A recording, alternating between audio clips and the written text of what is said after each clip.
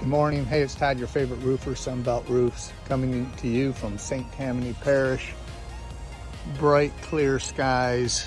Had kind of a surprise freeze last night. Got a little bit of frost on the roof, so you got to tell the guys to be extra careful as they get up there and start tearing off, especially when the sun hits it, starts melting off a little bit. Doing a fortified, certified roof here should be super straightforward. Tear it off, nail the deck, seal the deck, lock down the edge, and get going.